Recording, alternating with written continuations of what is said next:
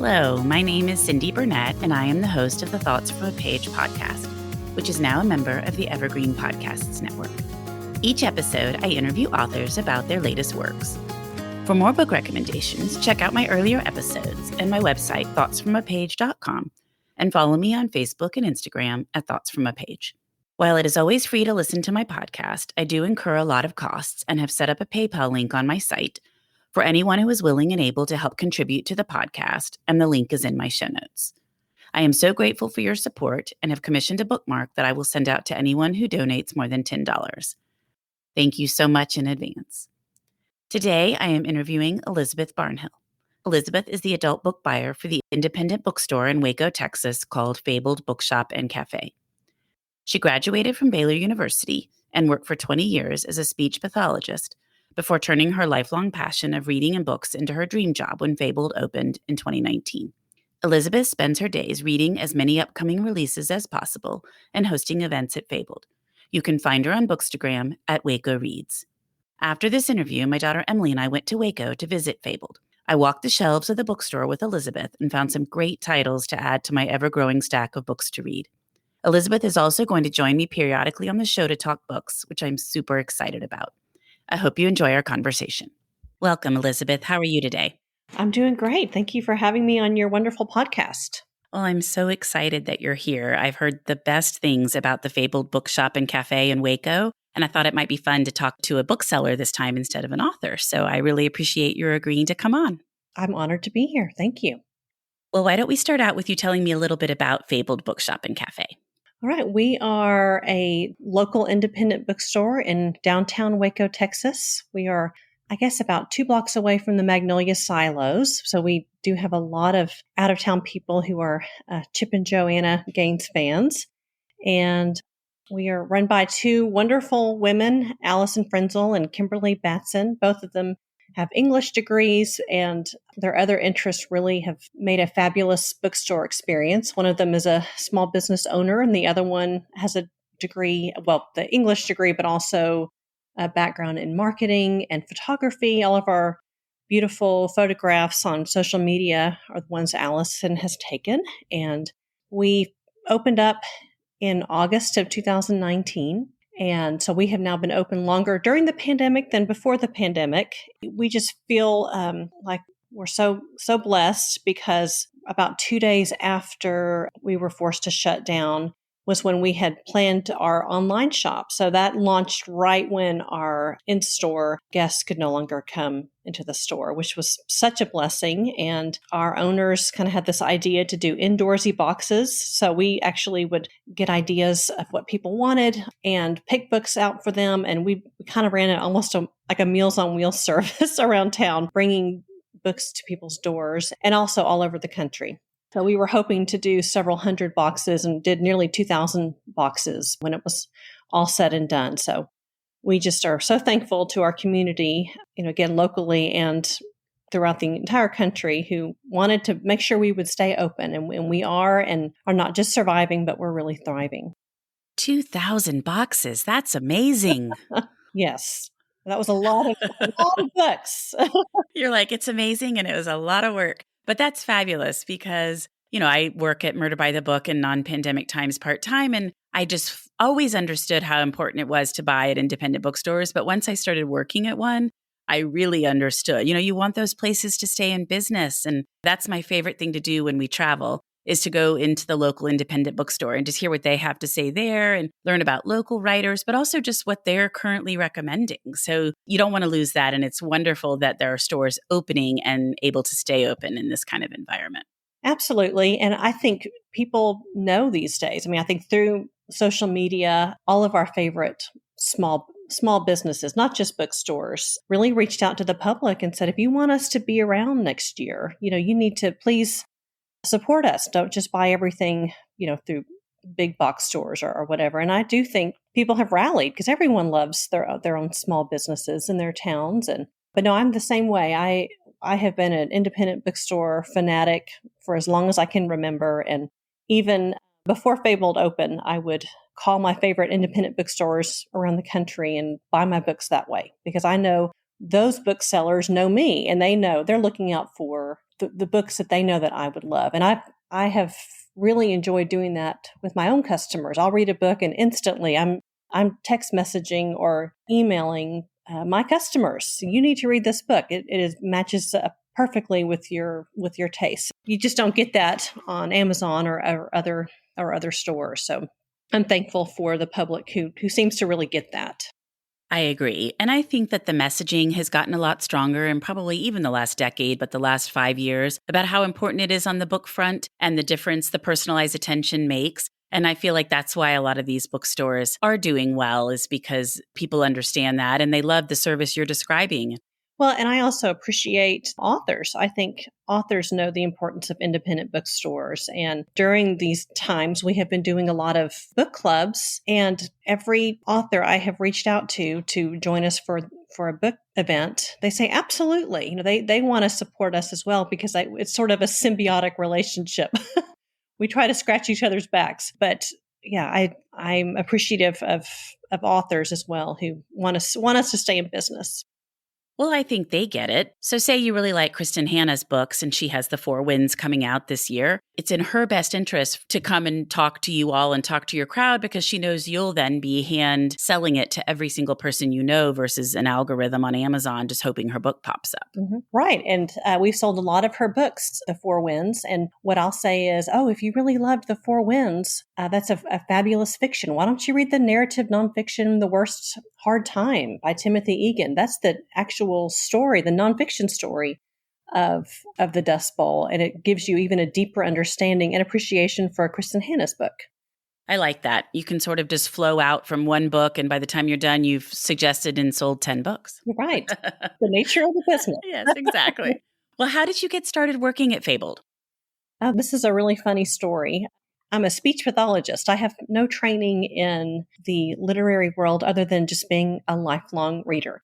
And I, again, have always loved independent bookstores, and would beg my husband to one day retire in a town that had an independent bookstore. And right when podcasting kind of started, I started listening to the Modern Mrs. Darcy. And one day she had a guest on her show named Allison Frenzel, who talked about wanting to open an independent bookstore in Waco, Texas. And my jaw nearly hit the floor. I thought, oh my goodness, my dream has come true. So you know how it is in a small town, it's 3 degrees of separation. I quickly found Allison and texted her and said, I know you don't know me, but can we go to lunch? I just want to talk to you about your dream. And so we developed a wonderful friendship, just talking about her dream and talking about books. And as it takes quite a long time to start up a bookstore. So this was maybe even 2 years before the bookstore actually opened. And, we kind of talked about, wouldn't it be fun if I could work there? I think I would really enjoy that. How could that work, with a busy life with teenagers and whatnot. And one day she texted me and said, would you like the job of buying the adult books for Fabled? And I got tears in my eyes and goosebumps and thought, this is what I need to do. And so it's just been a wild ride for, I guess, the last 2 years, learning a brand new industry, getting into retail. I'm in the medical environment typically, and I have just loved nearly every single minute of it. So I love the nearly. Nearly, mostly, 99%. Well, that is truly a great story. And what a great foundation creation story. I love that. Yep. It was a serendipitous listening to of a podcast for sure. Well, I know every indie bookstore is structured differently and staffed differently. So tell me exactly what your job entails. Well, one of the biggest jobs I have is, I've developed relationships with all of my publisher reps. And so several times a year we get together and they pitch all of their books coming out in the next quarter. Most of them are about 3 times a year we meet. And I just make out my very large list of books that sound interesting, that I think maybe would be a good fit for our store. And so after I make this long list of books I want to read, I start voraciously reading them just to make sure that the ones that are highly touted, are they really as good as the hype, or trying to find the diamond in the rough that no one is talking about, which is my personal favorite kind of thing to do. So I read a book and then I decide, okay, I think this will be a good fit for our store. How many books do I think I can sell? How many can we sell as a company? And, that was one of the biggest challenges at first was, I don't know how many of, whatever book it is, do I think we can sell for the store? And at first I was very tentative. I think let's just try 4 or 5. And now there's books I'm reading. I'm like, let's get 30. I promise I can sell them. Well, and it takes a little while to figure that out, especially Absolutely. because you hadn't been in the business. But even if you had any new store, your location sounds like that really helps you get a lot of foot traffic. Sometimes places don't have as much of that. I mean, there's so many variables. There are. And really we're trying to figure out our community. What do Wacoans want to read, or what do Texans want to read, or parents of Baylor students? We have lots of them coming in the store, and I think we're getting pretty good at it. We found the ones that we have read and just really loved, we can sell them like crazy, and so it's fun to kind of challenge ourselves. Let's buy a bunch of these. We're going to sell them. So after we find these books we love, we write shelf talkers, and I think that's another thing that makes independent bookstores so unique and wonderful and fun, are reading what the booksellers have loved. And I find anytime I write a shelf talker on a book, almost immediately they sell. People are interested in what we have to say. So that's a fun part of the job. Also with our owners and managers, we brainstorm about interesting displays in the front. We have 2 long tables in the front of the shop, and it's fun kind of coming up with, could be Black History Month. It could be, now it's March, so we're doing all gardening books. Last month, we did a display of all the books in the store that featured women's backs, called We Got Your Back. So That must have been very full. I had no trouble finding those books. Finding books to go on those displays. I help educate the staff. We have a lot of Baylor students, and they're all wonderful and eager learners. So let them know what books are coming out. Of course, we do reorders every weekend. It's fun to see what sold, what didn't sell. I also conduct book clubs in the store, and we do reading preview events. That's been a huge fun thing to do, where Allison and I will talk about all the books coming out this spring. We did it, I guess, 2 weeks ago, and had 150 people join in, and they're from all over the country. It's just kind of fun. We're also just about to launch a subscription service, so trying to find the perfect book for each month for Fabled. And I network with other booksellers around the country. That's another wonderful thing about independent bookstores, is we all want each other to succeed. We're all rooting each other on, because when one of us does well, we're all doing well. So we spend a lot of time giving and getting great ideas.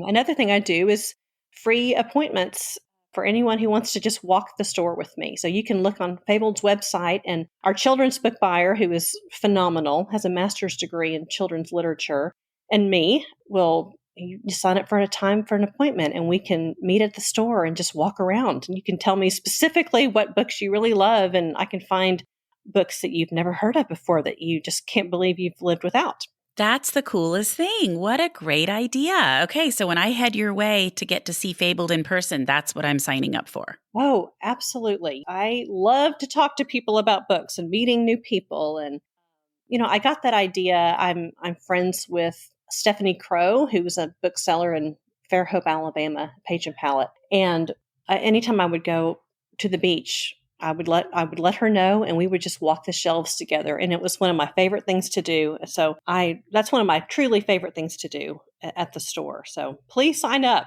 Come meet me. We'll talk books. I can't wait. I know. I'm like, okay, now I'm going to have to just make a trip to Waco. I'm not going to wait till I'm heading through there. I'm just going to find a time to come visit. When you were talking earlier about sharing ideas between booksellers, I do think that is such a fabulous way to learn about new things.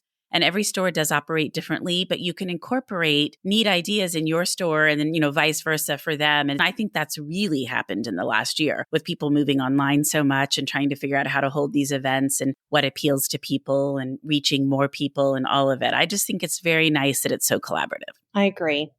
It's a great place to be, a bookstore. It is a great place to be.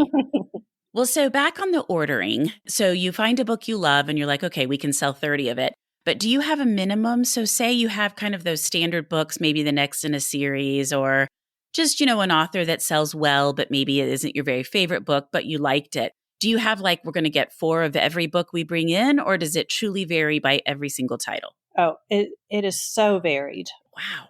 Very varied. And it's just sort of, a lot of it's just more art than science. We just have a good feeling about it. Or there may be a book where we think, I don't know, let's get one of it. And if it sells immediately, I'm like, okay, I'll reorder 3 and let's see what happens. And then those 3, they sell. Okay, well, I'll just order 6. Right. Sure. Or one of them, I'll get 3 and it seems like it's a good book and they never sell. And so then with one of them sells, I'm like, you know what, we're just going to let this one go off into the pasture, yeah. Otherwise we'll part amicably. Yeah. So, and I feel like we are getting a lot better at figuring out what sells well. And the beauty of independent bookstores are they're not the same. You go to one in Seattle or New York, and they're different from what we have in Waco. Not all different, but different enough. We kind of joke, C.S. Lewis and Tolkien are our patron saints. You would think everyone in Waco has every single copy of every C.S. Lewis book, and they still want more. And so we will continue to provide them. So I've just enjoyed that process of learning and just experimenting. But no, there's another thing. And of course, one of these days I'm going to go to Murder by the Book and talk to somebody there about mysteries. It's hard when you open up Fabled and you're on mystery number 32 of a certain series. You're like, well, what do you do in that circumstance? So many mystery and thriller books are a very long series, and we don't want to carry all 32. Yes, you do not. No, so mysteries are a little iffy. That's a kind of a difficult challenge, I would say. But yeah, and we're not going to get it right. Even my publisher reps will say, you're not going to order perfectly. Don't give yourself some grace. Well, yes, and I think that is some of the fun, probably not as much fun if you're on the business side of it, but it is the interesting aspect of it to see sometimes books that are touted so much and I read them and I'm like, and then other times, like you're saying, those diamonds in the rough. And I'm thinking, why did the publisher not advertise this one more or market it more? Because it's such a great read. It's really interesting how all of that plays out. Yeah, one of those that comes to mind last year, right during the pandemic, we were looking at a catalog, and Allison, one of our owners, read Shiner by Amy Jo Burns, and she said, this was really good. What do you think? And I read it, and it was my top 3 favorite books last year. And we sell that book like crazy, but it wasn't, one that everyone was talking about. So I dearly love when that happens, just to find one that you're not going to find necessarily on the front table at Barnes & Noble or Amazon. That's my favorite part of independent bookstores. And my friend Anne Glasgow, who just came in recently to your store, bought that one because we were talking the other day and she told me the 4 that she bought when she was in that you had recommended, and that was one of them. And Amy Jo Burns is one of the sweetest authors. We've become friends over social media just because I love her book so much. And like, you write a good book, I'm going to sell it like crazy. So, well, do you have a favorite genre? And how much do you read? You must read a lot.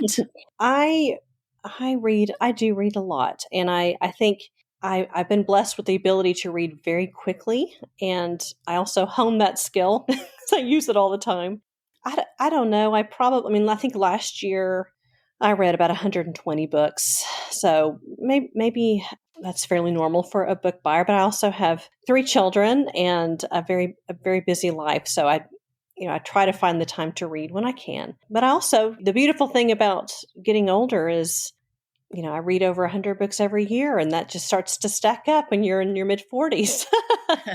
That's true. And if you're probably like me, I bring a book with me everywhere I go. So if I end up, waiting with my parents at the doctor, I can sit there and read for 10 minutes. Or if I'm stuck between the grocery store and something else, I just always have a book with me. Yeah, I'm the same way. I laugh at when I was a little girl, I used to lay in the bathtub and I would just read my Suave shampoo, all the instructions. I've been a reader my entire life, and Lord willing, I will read for the rest of my life. It's just who I am. It's such a huge part of me. And so to be able to turn that into a job that I dearly love I'm still just having to pinch myself.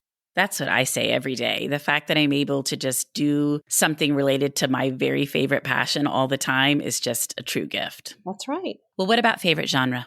Okay, I've narrowed my favorite genres down as much as I can. Probably number one is a good literary mystery. I'm not talking popcorn thriller. I mean, these are British mysteries, are dark, atmospheric mysteries, slow burn. I love a good literary mystery. Historical fiction, I mean, that's just been my go-to my whole life. I've always loved historical fiction. Narrative nonfiction, you give me a good disaster story, I'm all over it. I love nonfiction. I do too. Not maybe current events so much as just interesting things that have happened in the past. I love curmudgeon literature. That's a great way to phrase it. Grumpy old people. I'm here for it. My other job, I am a speech pathologist, and I work with dementia patients and Parkinson's, and these people who are so kind of cast aside in society have lived these rich, phenomenal lives that nobody knows about. And when I read books that kind of celebrate that, I love it. Thursday Murder Club, A Man Called Uva, The Story of Arthur Trulove. I just dearly love curmudgeon literature. Me too. Books about hope and redemption. I love hope. I love people who've kind of gone through so much and come out better on the other side. Those I love. It's more maybe I'm not a big science fiction / fantasy / magical realism or romance. If it's a pastel cover with two cartoon people on the front, there are people who love that genre, and I think that's wonderful. It's just not really for me. I laugh so hard because literally you sound like me. Everything you just said, we like the same type of books. And when I look at your Instagram, I'm like, oh, yes, I loved that book because you pretty much labeled everything. The only one thing I would throw in would be mysteries because working at Mirror by the Book, I've always loved crime fiction. So I read a lot of that too. But I read everything else you just described, and I'm not really a romance reader either. Well, I do. And I love true crime. In fact, very gritty, even violent books don't really bother me. And I have to be very careful when I'm reading books and think, okay, is this a book I can recommend? Who can I recommend this to? And yeah, I love crime. I think police procedurals, oh my gosh, Long Bright River, books like that, give it to me all the time. But I guess it's just more of the formulaic thrillers they're sort of wearing me out a little bit right now. I read too many of them. Oh, absolutely. And I don't like the domestic thrillers and all of those. They're definitely not on my list at all because I do feel like they're very formulaic or so unrealistic that you're like, okay, I can't even really comprehend this because I know it could never, ever happen. But I do like a well-written thriller or, some of them that are a little bit different. Like I love The Sanatorium and I like Shiver, but I don't do as well with the Crazy Woman and the Three Wives and, all of that is just sort of outside my realm. Unreliable women who are drinking too much. Yes. I don't know. And I think, another thing I've noticed, maybe you too, I don't know, this is the next Gone Girl or the next, what I'm noticing now is the next Daisy Jones and the Six. I'm like, maybe we just need to be really happy with the one that we have. Right. Where the Crawdads Sing. I mean, that's the one where every time I turn around and I'll like a lot of these books, but they don't remind me of Where the Crawdads Sing at all, and the covers are trying to kind of copy that cover. And I agree with you. That's actually been a pet peeve of mine for a very long time because, you really don't want your book compared to another book. You want your book to be your book. And you're right. Daisy Jones and the Six was one of my favorite stories, but I don't want to read 6 more that are just like it. Right. And it almost devalues the original book because I'm like, oh, Gone Girl. But when I read it, I loved that feeling of what in the world? So now when I'm reading a book, I'm expecting the what in the world, which you didn't expect it the first time. So, well, that's a good point too. And I think that's actually what I don't like about some of these thrillers is because everybody is expecting something to happen. So the expectations ratcheted up what's going to happen, so these authors feel like they have to just create this crazy, crazy thing. And there's only so many of those you can do. And so most of the time I'm like, what in the world? Every once in a while, I think one works out great. Like The Silent Patient was a great example of a surprise at the end that I was like, oh my gosh, I just Mhm. did not see that coming. But that just doesn't happen much. No. And we have to wade through a lot of those books to Right. find the good ones. What do we want to support at Fabled? And so there's just a whole lot of that you have to dig through to find the gems. Absolutely. What about recent trends in the industry? Have you seen anything that is different than, a year or so ago? I mean, you guys haven't been open for so long, but still, I think with COVID, there's probably been a lot of changes. And in addition to trends, I guess, how COVID has impacted your business. Well, I think on a positive note, I do feel like our store is not just a local store for Waco because we were all forced to be online and through Bookstagram and social media. I mean, I talk to people who follow book recommendations from Canada, or we talk, but they follow Fabled. So I think in a strange way that's been a positive with COVID, and we've really been able to whittle down what's really important to our store. So in a strange way, we've done just fine, throughout COVID times. And all the online events probably really helped you all because you can reach people everywhere where you wouldn't have really been doing that pre-COVID. Right. We were told there's a lot of people who will go to Houston and a lot of authors who will go to Dallas, and we're just sort of right there in the middle. But man, every author we talk to just loves to talk to us. So hopefully because of this, we've gained some clout in the industry that we can support large events and we can sell a whole lot of books. Of course, also during this time has been a big change in our society. We really want to read more diverse authors. I'm always thinking in the back of my mind when I'm looking through catalogs, that we want to be windows and mirrors. We want everyone to find a book that looks like them in our store, but also can be a window to another world where you can gain empathy and learn about other cultures. So I think just the industry as a whole is really sort of focused on diverse authors and a lot of racial reconciliation books. And I think it's really fascinating to me when it boils down to it. A bookstore is a retail shop, just like a clothing store or anything else in a town. But bookstores really have to mirror current events and what's interesting around the country and what is the concern of Wacoans. What do we need to really have front and center in our store? So I'm looking at publisher catalogs and finding books that way, but I'm also reading the newspaper and reading social media to find out what we need to have in our store to reflect current events. So it's been quite a current event year. It really has. I love that statement, windows and mirrors. What a beautiful way to think about it. Before we wrap up, and I'm hoping this part will take a little longer than they sometimes do because you do work at a bookstore, I would love to hear what you have read recently that you really like. Okay, I have done my very best to whittle it down to 8. Perfect. And of course, again, if we walk the bookshelves together at Fabled, I can fill up your TBR very quickly. But these are ones that have been published this year that I have really, really loved. So the first one is The Paris Library by Janet Charles. Have you read this one? I have. Okay. I dearly loved this historical fiction based on the American Library in Paris during World War II.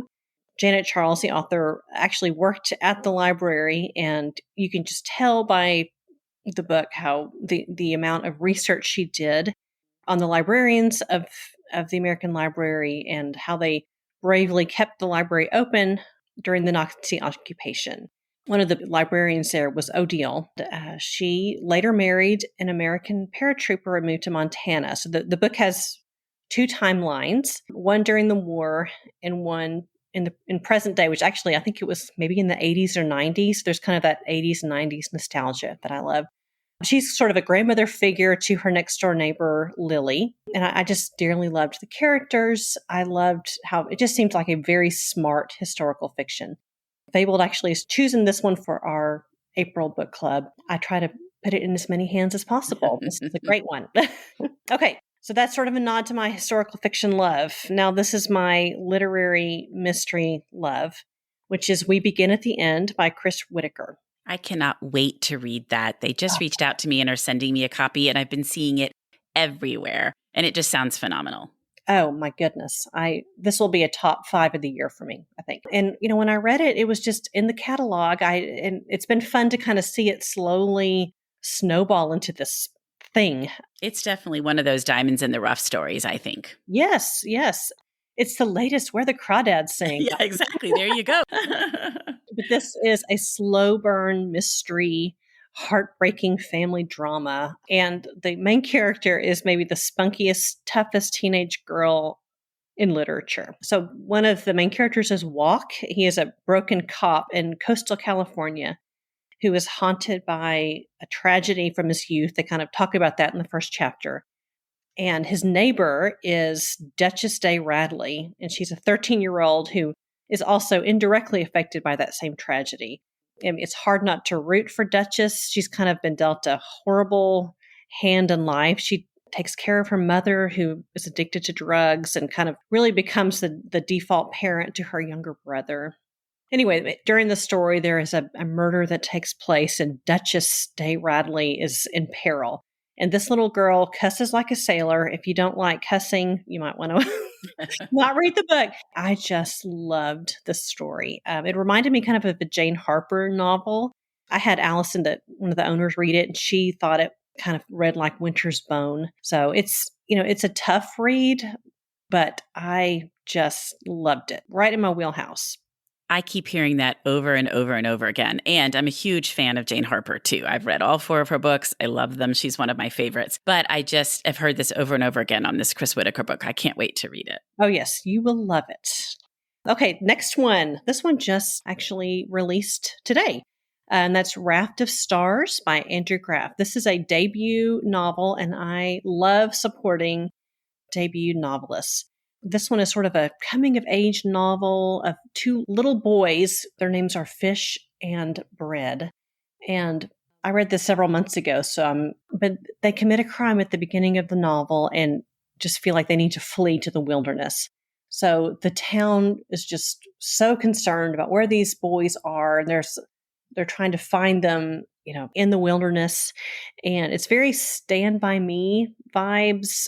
The character development was great. I loved the friendship of Fish and Bread. Yeah, I really, really enjoyed Raft of Stars. That's one of those books that I don't remember seeing a single thing about till like a week ago. So it must have just somehow missed me. But now I've been seeing it everywhere. And I'm like, how did I miss that one? Yeah, I don't know how this one popped up. And this is another one where the author is so kind. I mean, he has reached out to me on social media, and I'm like, I want to support you. I'm really impressed with what you do. And it's not, this one may be the one that flies under the radar, but I think it's one that men and women could both really enjoy. There was a little bit of the Peter Heller, his latest book, The River, sort of the perils of being in the wilderness, that in this book too. And it was great. I always like those stories that are in the wilderness like that. Me too. Okay, this one that I really loved, and you have actually done a podcast on it, is The Nature of Fragile Things by Susan Meisner. Oh, I love her books. Oh my goodness. I read this book in one day. I just sat down, actually in the afternoon, and started it and never stopped till I was finished. And so I won't elaborate too much if listeners want to go back and listen to her interview with you. I guess that was maybe a couple of months ago, but this is Elizabeth approved for sure. Well, good. See, and that'll send people back to her episode. And have you read her book, As Bright as Heaven? I have read every single thing that she has written. And it's so funny you say that, because I read Bright as Heaven right when it came out. So at the very beginning of the pandemic, when they were talking about social distancing, I thought, I know why. Exactly. That's how I felt. I've told so many people to read that book in the last year. I'm like, if you want to understand about the 1918 flu pandemic, that's the book to read. Yes. It's so good. It was one of my favorites the year it came out. I think it came out in 2018 maybe, but it was definitely one of my favorite that year. Yeah, for the 100th anniversary. Right. I love, that sounds weird, but any book about the 1918 flu epidemic, I'm all over it. I never realized that we would be living our own little pandemic as well. Sadly. Okay, the next one, Infinite Country by Patricia Engel. Again, I read this one, and this is a great, if reading own voices is very important to you, And it should be. This one is great. It's a very small book with a big heart.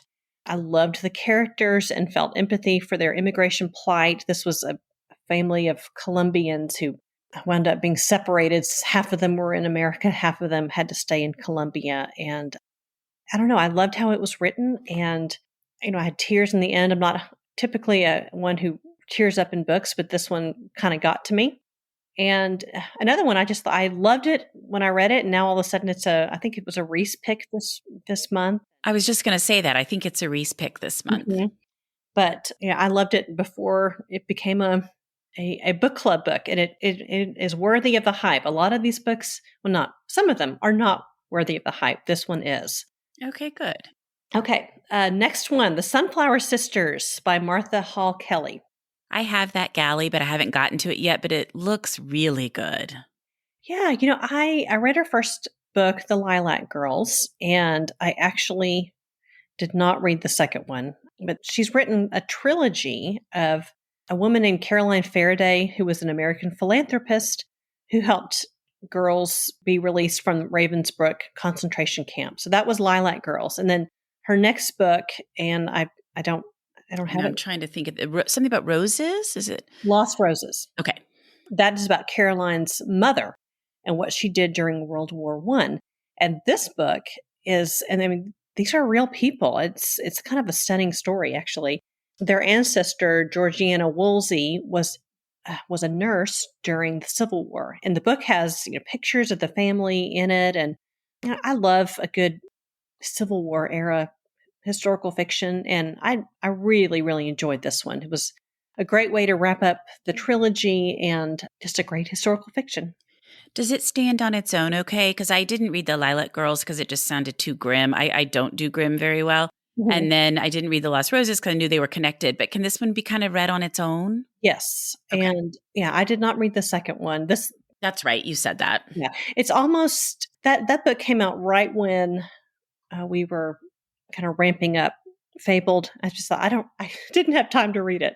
And I never went back because it's hard to go back. Mm-hmm. So anyway, yes, it absolutely stands on its own. And really, in a way, it would be kind of fun to read the books in backward order, because you read about the family from the 1800s on through the 1940s instead of the opposite. So it'd be like chronological instead of the order they were written. Yes. There'll be a big debate like there is about C.S. Lewis. Which order do we read all of the Narnia books in?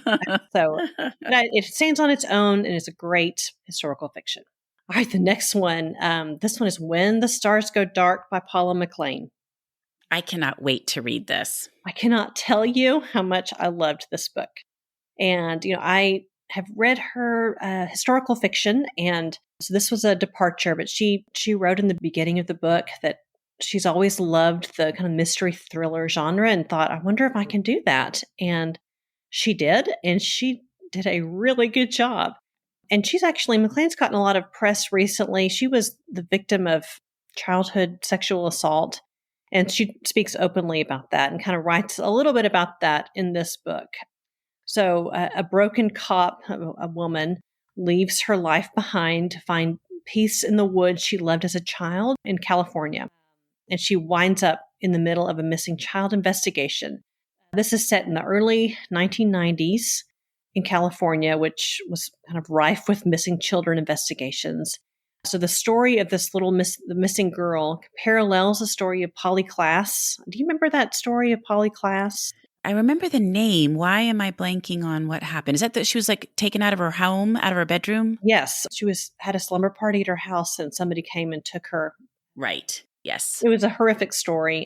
I mean, I was riveted by the story. I was in college when that happened. But she kind of, during this missing child investigation, you hear, in a couple of towns over, they're looking for a little girl named Polly Klaas. So I loved how they did that. Oh, that's cool. So cool.